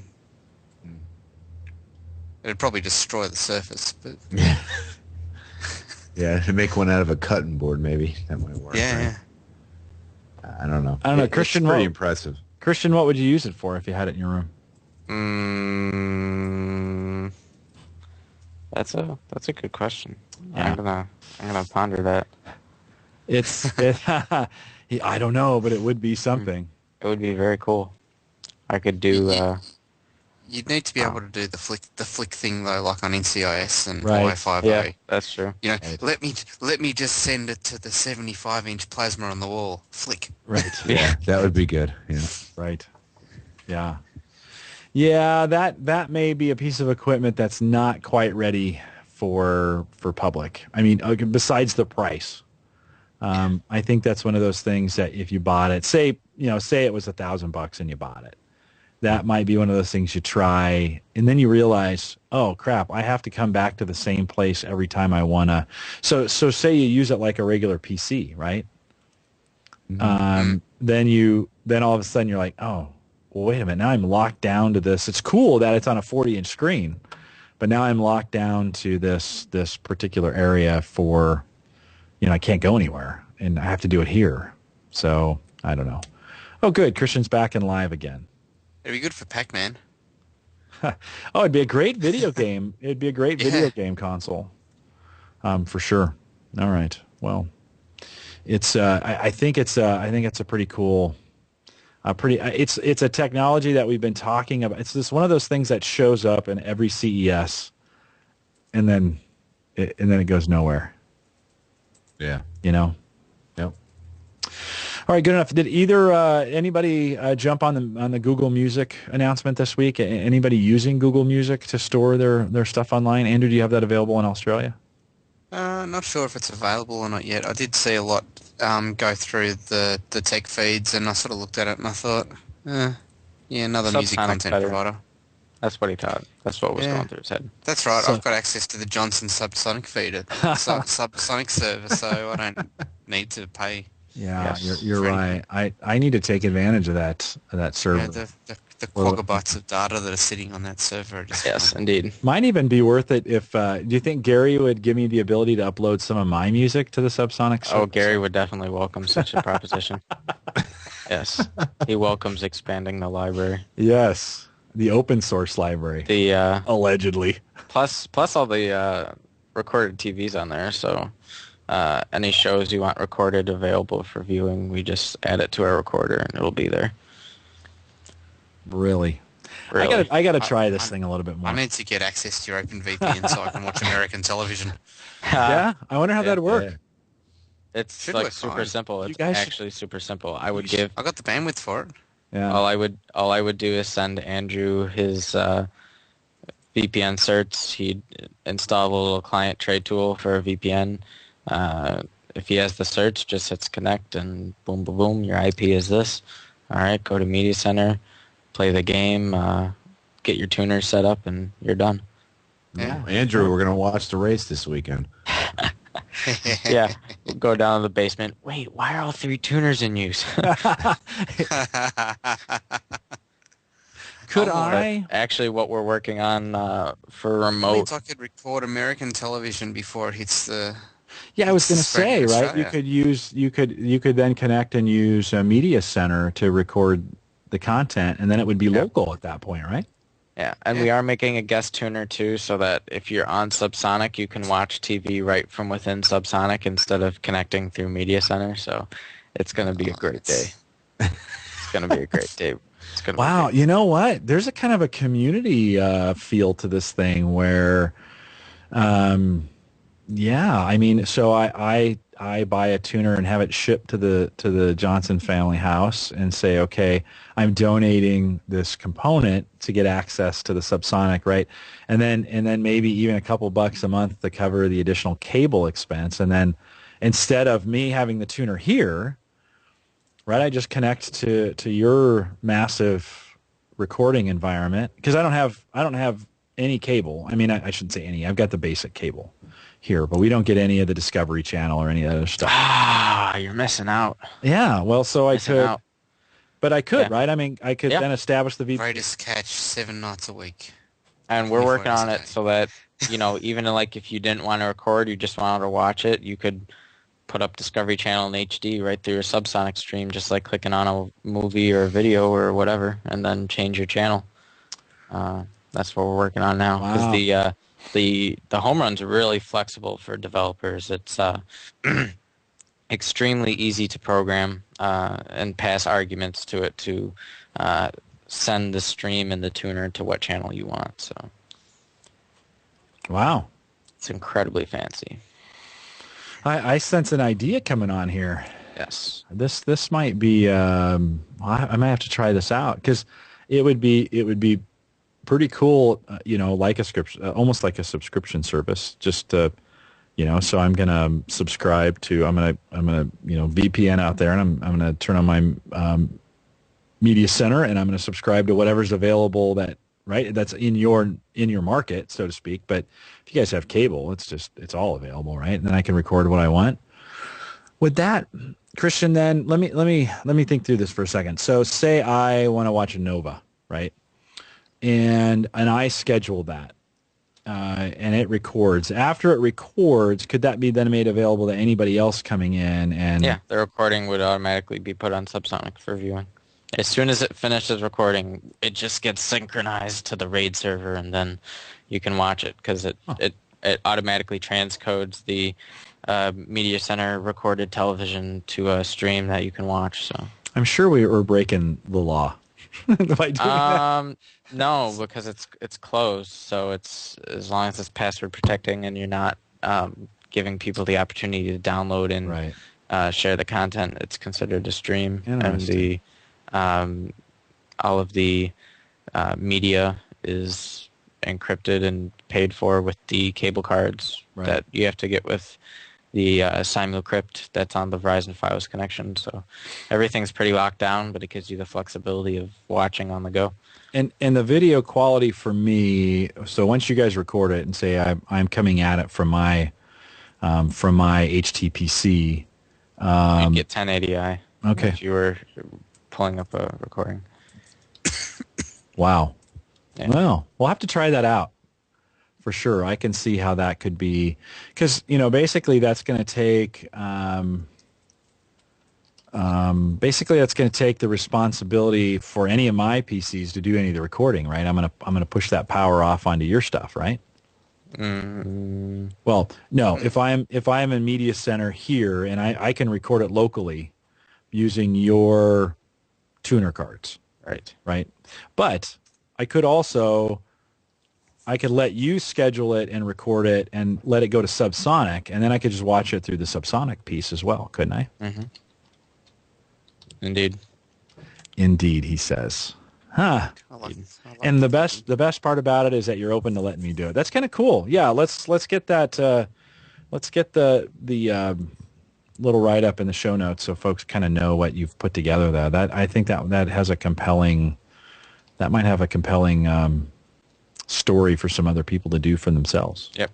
Yeah. And I like it too because it's not one of those things where it's like it's really cool in the abilities of what you're able to do, but it's not like you're file sharing or uTorrenting or any of these legally questionable things. It's very secure. Yeah. You're letting in people who you know and trust, who have proper authentication, and everything's really tight knit. And technically, you really need the horsepower in the network to do it in the first place. So it's really right now open to a very few people who can build the network that you need. Right. Yeah, that wouldn't be as scalable. You wouldn't roll that out to 100 people. Right. Yeah. Interesting. All right. Well, good stuff. Well, Andrew, I kind of skipped right over you. You're not dying to do your story, are you? We're about up on time. No, I'm all good. All right. Should I do my public service announcement? Oh, yes. Do your public service announcement. All right. So Jim installed this super cool stats plugin on his WordPress. So I'm like, all right, I'm going to start reading his stats because I know he wasn't paying attention. Nudge. No, just kidding. But, You're probably right. No, I overlooked. I thought I might have uninstalled that. Is it still there? Yes. Okay. Leave it there, please. It's quite nice. Hold on. What are you looking at? The stats. Inside the WordPress site? Yeah. Okay. Keep going. All right. So one of the referrals that came in today was from techandlife.com. The author did a post on his top 5 tech podcasts, and the Home Tech Podcast made it into the cut with a link back. So we thank the blogger out at techandlife.com, who is I believe from Scotland, maybe? Nice. No. He is Scottish, but he is not from Scotland, to my knowledge. I'm Scottish. So, way back when, right? yeah, way back when. No, So. financially. What's the Christian? What was the name of the podcast or the site? techandlife.com. Okay, and then tell me where you're seeing that. Where is the stat package that? Oh, site stats. That one? Yes. I did turn that on. I just did that last night. This is the jetpack one, right? Oh, wow. Okay, so what he's talking about? Yes, the site stats that comes available with Jetpack, which is a free plugin for WordPress. And it comes with about 8 add-ins, so one install installs about 8 add-ins that you can then activate or deactivate. So this is a WordPress deal. And I didn't like all the rest of them, but I did want to try these new stats. This makes it look like, if you ever use WordPress.com, it's similar stats that you get inside that come free with a free blog over at WordPress.com. Christian, I'm glad you said something, because I actually kind of forgotten that I'd done this. Yes. And I just did it last night or the night before. I have been grappling with trying to get the right download statistics for the podcast. And I thought I could use FeedBurner, but when I talked with Dave McCabe last night, he's like, no, you're not even close. It's about a third of what it's probably going to be. And I had turned the stats on earlier. I need to actually get, and I know he's listening, so I need to get with Mike Howard. He's got it. I think he's got it figured out with some Blueberry, and I think Dave mentioned PowerPress for WordPress. Have to try that out. Is there in this stats anywhere? Is there any? This is just hits to the site, right? Is that right, Christian? Yes. Okay. So this is top posts, and the HP touchpad posts continue to do well out there. And speaking of doing well, no, that's just a terrible way to transition. Okay, so next, another public service announcement. Next week is Thanksgiving, and Christian, thank you for mentioning that in chat. I was planning on not doing, or just canceling the show next week and giving everybody the week off. Thursday is definitely out, so we won't be doing it Thursday, but you think Friday, Christian, or you wanting to try and jump on and do something on Friday? Yeah, I think it's possible. I think we should do a special. A Thanksgiving special? Special Thanksgiving digital podcast that involves how to make your network intense. All right. Andrew, are you available on, would you be available? Well, here, before we talk about this, let's see. No, I guess if folks listening, they'll need to know. So, yeah, Saturday noon for you if we did Friday. If we did same time, 7 o'clock Friday evening after Thanksgiving, we could call it the Black Friday edition. Yeah, I like that. It'll depend on the wife acceptance factor. Okay. Ooh, well, that's an important factor. We'll give it a try. At the very least, you were scheduled to be off anyways. With the weekend, we'll try and get you back on, and we can always grab a couple guys from around. Maybe we'll just open that up to all the guest hosts as well. Bill, although you probably couldn't do two podcasts back to back. That the family acceptance factor would be way down with that, right? Well, 0. We can try it. All right, we'll see how that goes. That might be an interesting. It's a holiday weekend. So Christian, you're around. I take it then. Yep. All right, I'll be in Maryland, but it'll be a good time. Okay. We'll give it a shot. We'll figure out some kind of format. Tentatively, right now, we'll move the podcast from Thursday, which is Thanksgiving here in the United States, to Friday evening, 7. I think I can do that. I don't think I've got anything scheduled for the weekend. So if you're listening to the recorded version, come out and join us live. We do the live show each and every week, Thursday nights, 7 p.m. Central, 8 o'clock Eastern. And I want to put a special thanks out to Bill, who joined us, Bill Paulmenn. He is Cable Devil out there in the Home Server Show forums. Bill, thanks for taking a few minutes tonight to come out and join us for the podcast. Thank you very much for having me, as always. It's always good to have you, and I'll get you rescheduled for the next one, and it'll almost be Christmas by the time we have you back on. So we'll have to think about a special Christmas edition, maybe. Yeah. Andrew and Christian, it's good as always to have you guys on as well, and thanks for taking the time out to do it. And Christian, it's just amazing what you come up with on the Johnson family network. Yes. So it's good. So, I'll remind folks that, again, they can go out. We have all the links available to download the show so you don't miss it each week. Head out to theaverageguy.tv. If you've got any comments or questions, you just like to tell us if you want us to cover some kind of topic, or if you got a special question like why does the printer in the church always lock up whenever my wife is trying to... Because the brand is HP. Yeah, I've been working on that all through the podcast. I know you have. And she's been pinging me behind the scenes. She's like, hey, can you remote into this PC and help me when you're done? So I'm going to do a service call as soon as we're done with the podcast here and trying to get her helped out. let's see, what did I miss? Oh, if you want to make a question or comment, send us an email, podcast@theaverageguy.tv. Thanks again, guys. We'll do it all again, not next Thursday, but next Friday night. We'll give that a shot, 7 p.m. Central. Join us at theaverageguy.tv/live. Have a good night. Take care, everyone. Take care, guys. Enjoy. Take care. All right. And Andrew, I see you raised the camera a little bit so we can't see your tank top. The wife beater. Yeah. That's great. Okay, well, we'll give it a shot on Friday. And I'll get a dark blue one next time. yes, I will. Andrew, just see what you can do. No pressure on joining us next week. That's a good idea, Christian. And then Christian, I'll try and catch you. You're going to be around Friday? This Friday? Yeah. No, Thanksgiving Friday. Yeah. Yeah, maybe that'd be a good time to get online and kick out some of those moves, those WordPress moves. Okay. Bust a move, like Gary. I'm off Don't get stabbed. Tuesday after 3. I'm off for the rest of the week. Oh, so you get Wednesday too, huh? Yeah. And then when are you guys heading? We probably shouldn't talk about that live. When will the house be empty? Oh, I'm sorry. Although I think you mentioned that live anyways, but Jim, you're lowering the security. yes, I am. I just want to be able to watch your television stream. Yeah, And just I'll let you guys maybe in the next week give that a try, and that would be something really cool to talk about. We should set up the Johnson TV Enterprises and have if you want premium American television for a lower price, then here's what you do.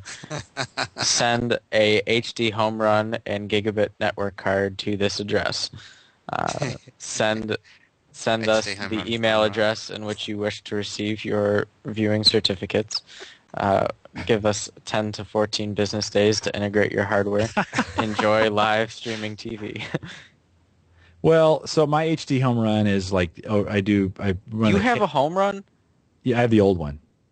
Oh, which one? The old one. Yes, the old one. He's going to... What, you've gone to get it, Jim? HD, wait. It's HD. It's the dual. It's like the 100, 1AC. Yeah. What's that one? Yeah, it's just like Bill's. The original one. Yeah, that's dual, right? Yep. Yeah. I don't even see the serial number, Bill. Is there a cable card Do slot you in not there? have that connected? No, I just disconnected it. Is there a Just to cable try to card be the slot in first there? one. No, there's not. This isn't What's the new model? Prime. What's the model on that? Oh, come on. So, HD HR-US.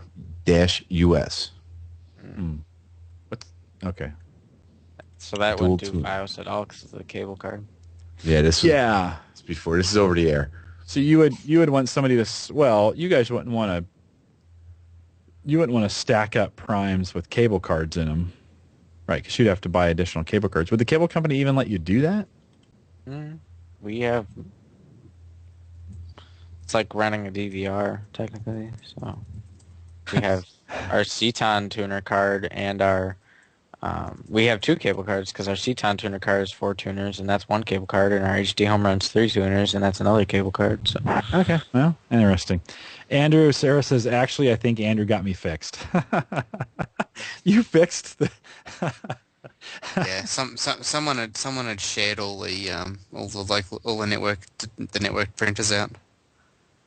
Oh. And I think, and when it Is goes that and does someone- auto disc, Is that someone named Jim? that could be someone who's currently talking into a microphone with a spit guard on it. Yeah. So what did I do wrong? It's because by default Windows wants to share everything. So when you create a printer, Windows goes, "Hey, do you want to share it?" And most people just go, "Yeah, share it." And then if your machines are in a work group or a home group, Printer Auto Discovery goes and maps every shared printer to every PC that can see it. And so I think what's happened, it's just bound itself up into a loop. Which would make sense why it doesn't happen when we reboot all the computers, but over time they... Yeah, because they automatically map. So I just said to Sarah, unshare unshare the printers on all the machines and it should fix it. You know, and I It's a think network machine, so they should just be able to print direct. that share that's turned on was for an older printer. Not that one. I don't think I shared that one because it's network. Oh, that could be it. So It's trying to connect to something that's not we there. used to have a USB printer that was plugged into one, and so I shared that printer out. And maybe I didn't take it away. That could be it. Wow. Well, she thinks that you. That could be a user error then. Yeah, that's what I'm saying. It's exactly what I'm saying. Yes. You can say that. I'm not gonna. Yes. I'm not. She's not listening. This is great that we're doing the show, and behind the scenes, you're helping my wife fix printer at church. Oh, that's great. All right, guys. Well, I got to roll because I got to get things cleared up over here and finished up. So. All right, man. Thanks, Christian. Take care, Christian. Take care, guys. Talk to you later. Bye now. Take care. See ya. Bye. And that's one smart kid.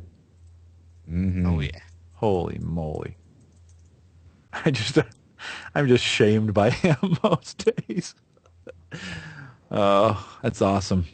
I'm overwhelmed by the fact that, I want to be able to watch television.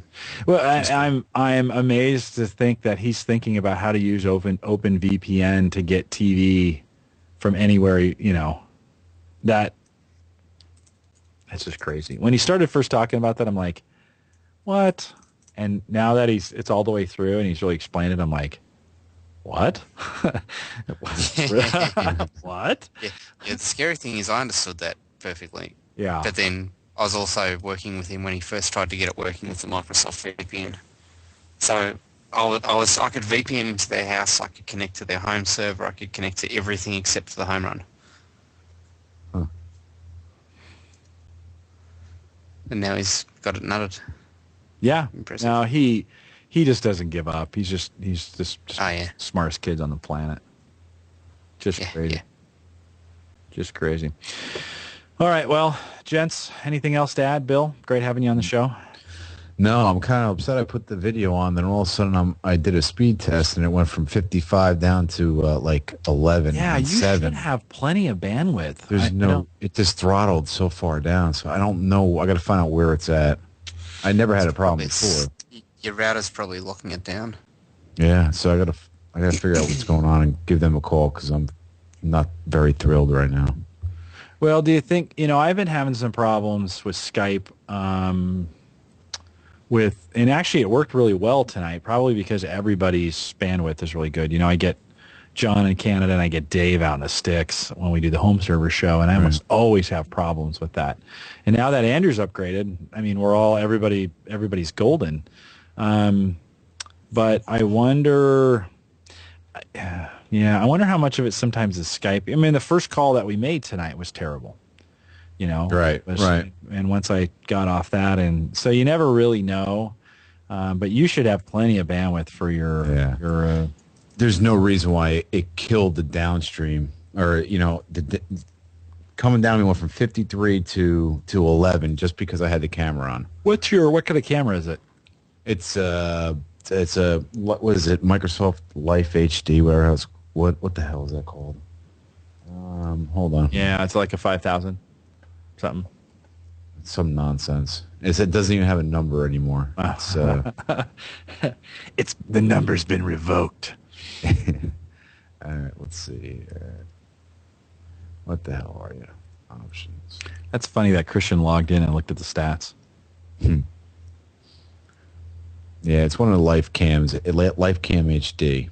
It doesn't have the number on it, but I don't know if it's still. There's no reason, even though it's only a 720, but I can't turn it down. I can't turn it down in Skype if I want to change. Yeah. No, you don't get that kind of flexibility with it. But there's no reason for this drop. This is pretty bad. Let's see. I was just thinking. I wonder if it's because Skype should be compressing it in some way when it sends it. It's murder. I'm trying to figure it out. I need to do some true downloads. I was downloading a couple things, and just while we were Skyping, I turned the video off, and I was only getting 6 meg, 6, 7. So I'm like, yeah, that's kind of weird. It's kind of what I was getting before. Yeah. I don't know. I got to give him a call. All right. Take care of Your audio's spot on though. Yeah, so there just must be something wrong with the video, though. Maybe the way the camera's working. Maybe uninstall the drivers and or uninstall it one of the things I was going to ask is, do you have anything trying to upload during the process? Do you have any kind of backups running or anything running across the network that would consume? Because it was a little spotty. It was good for a while, and then it would get bad. Then it would come back to good, which kind of sometimes means you've got something rolling on your network.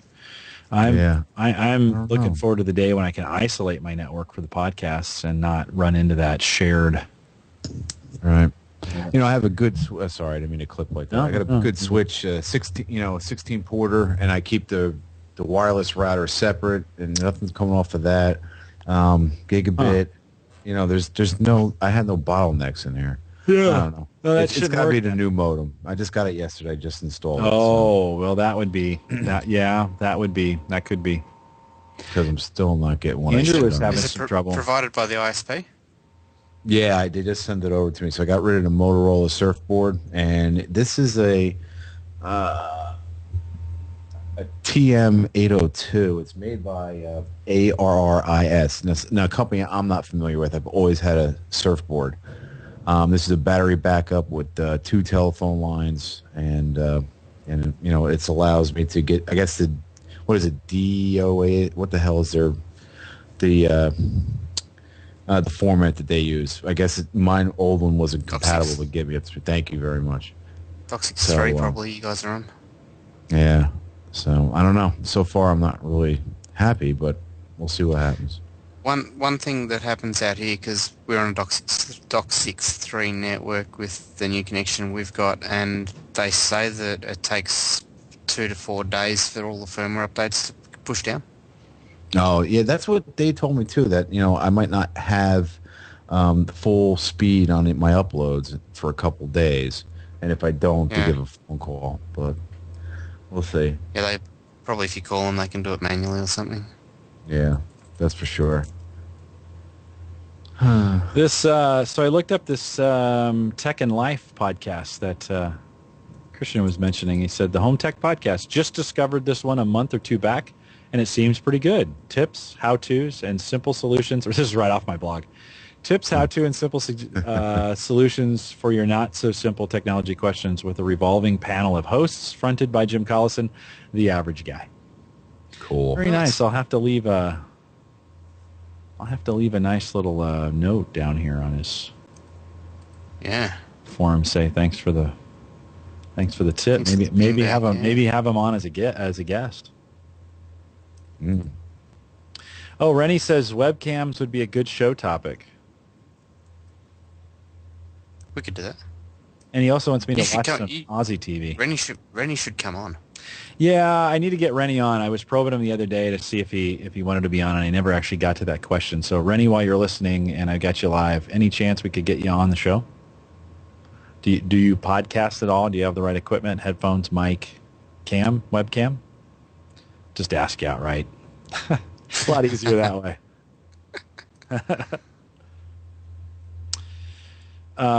Yeah, Rennie is by far the most faithful listener we've got out there. That's for sure. He is with us every week, both at Home Server Show and over here. Crappy cam.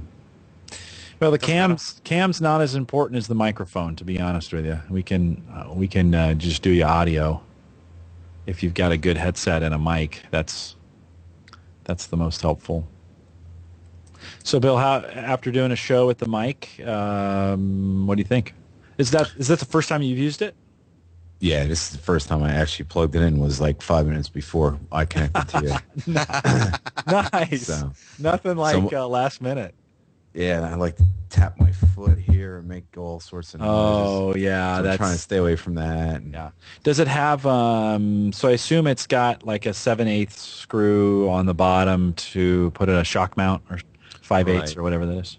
Where you can place these little nice feet down. It's heavy, and then put it on the table, but that's worse, as far as noise goes. But it's a nice heavy piece. It doesn't feel like a plastic piece of junk. It's all metal. So, I don't know. Rennie, when you're ready, give me a call. Maybe we can do something. Track me down, send me an email, podcast@theaverageguy.tv, find me on Skype, something like that, and we'll do a quick sound check with you. It'd be good to have you on the show. Yeah, a shock mount. Though those things are ridiculously expensive. I mean, you're gonna run probably $150 for an arm and a mount, and you only paid $100 for the microphone. So Right. I think my arm was $90 and the shock mount was $65. Yeah. So And it's what I do this once every 6 weeks or whatever it is. So yeah, I'll stick with this. For now, I think you're great with it right there. I hardly heard any table noise from you. I don't know. Did you when you type? Didn't hear it. No, because it's not touching my desk. Okay. It's actually a full mic stand. Oh, And it's in between my knees. So if I tap my feet, or if I had to turn the fans down on my computer because I can hear the back feed, through the floor. can you use a simple mic, a boom stand to get that? Yeah, probably. Because that would be, maybe you can borrow one from, a musician or local church or something. Yeah. And give it a try. And that, you can get those for relatively cheap and then run it, maybe run it from behind or in front of you and run it in straight at you or something like that. Yeah. That might not be a bad solution work. for, I am on this thing almost 5 days a week now. Yeah, you are on and on. So it's nice to have it. But I'll be honest with you, and why wouldn't I be? Every time I say that, I'm like, what am I going to lie? It's just one of those habit things that I say. I call my mom now because it sounds so good. I'll just use Google Voice and call her through the browser and talk to her this way, and it's terribly comfortable. Yeah. I get rid of the headphones and go in with the earbuds because these things are killing me. Yeah. Especially I like my hats. Yeah, it was not as convenient, and trust me, these earbuds, they're a little expensive. There's the thing. They're made for triathletes. Follow the link from the homepage. Yeah. But they are, for what I do, for this, they are incredibly comfortable. And you don't have any of that hollow sounding, like you have a cold if you're just going to use regular earbuds. Right. Yeah. So that's, again, it's one of those things. I got them. Fortunately, I got them. Yurbuds gave them to me for free. So full disclosure, I was at a conference and they gave them to me for, they're like, oh, hey, the guy was like, hey, you're a podcaster. You should try these. And you do fitness podcasting. You should try these out. Right. And I've mentioned them, a ton on the show. And I am I don't want to say an affiliate. What do you call it when you sell their stuff? Affiliate. Is it an affiliate? Yeah.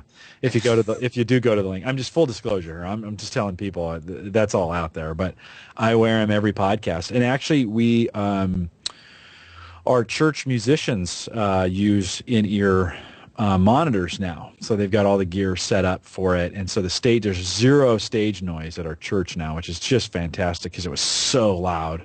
We have all this electrical equipment that we use. And a couple of the guys have gone to these, and they just have really liked them from a comfort standpoint. I'll have them in my ears 2 or 3 hours at a time and not struggle with it. Ooh. Very cool.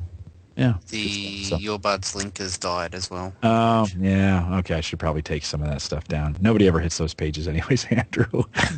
Okay, But if you go to Yurbuds.com, I'm sure they're still out there.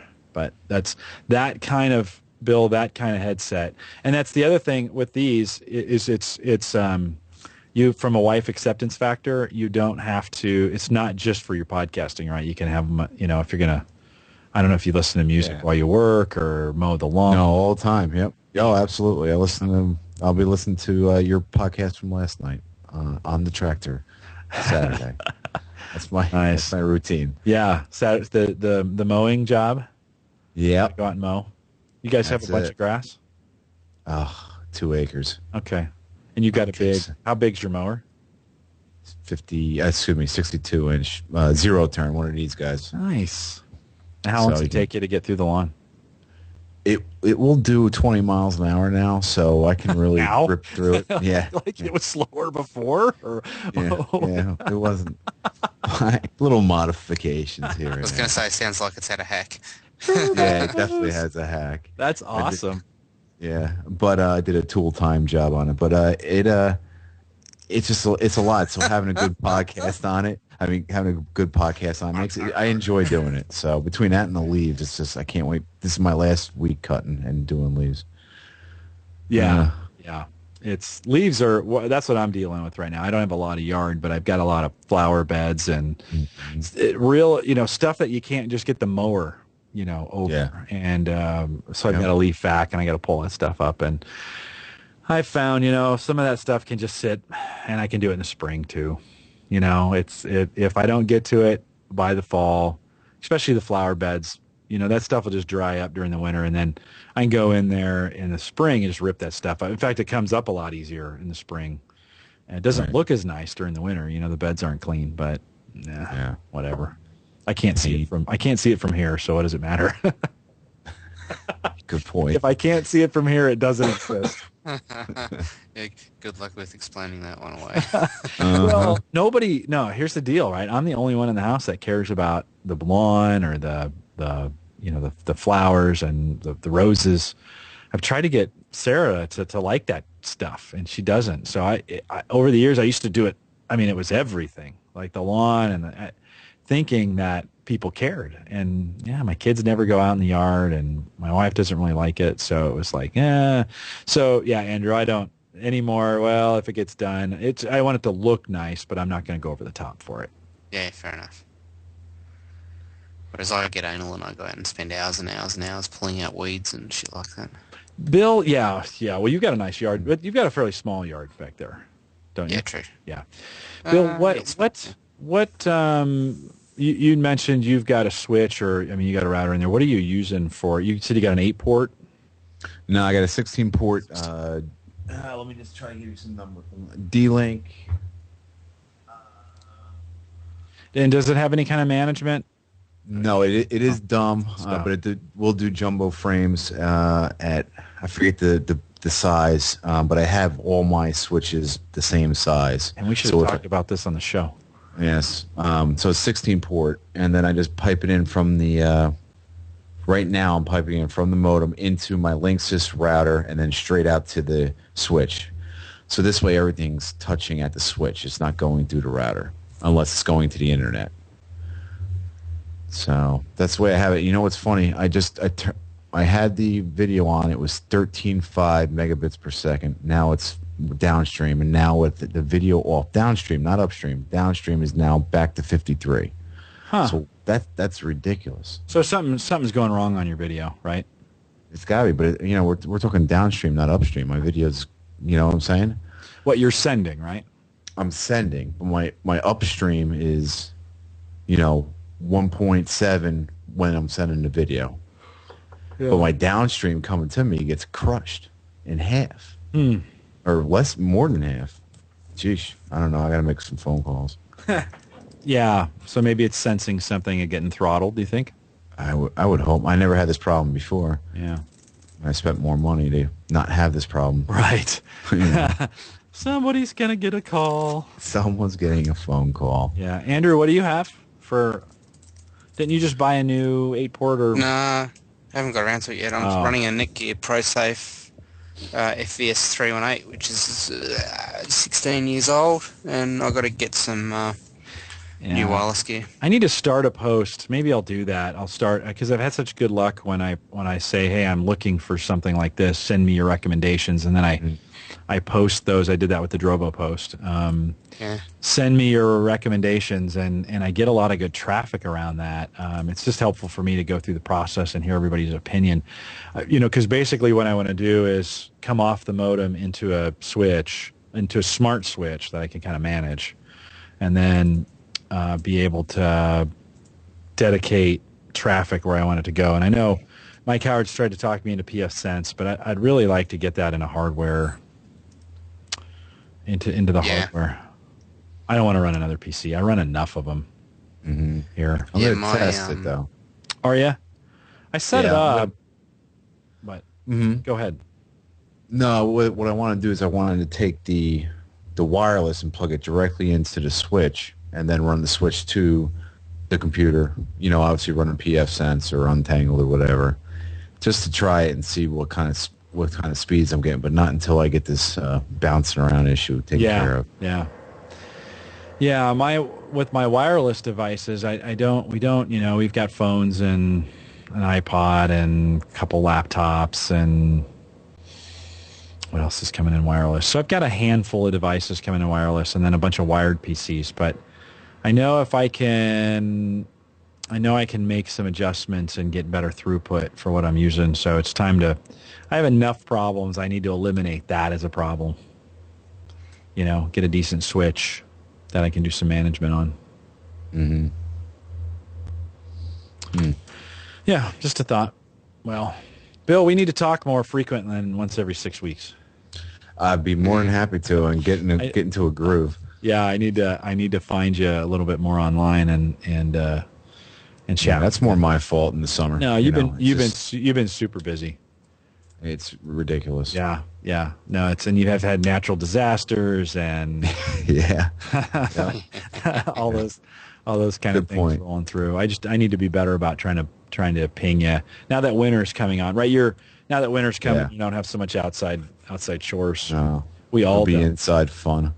Yeah, well, I started the podcast this time last year just because things slow down so much. Although I have a busy November, December, but I'm hoping to do a little more inside work too. I need to get some sites consolidated, and I need to get better stats running on my.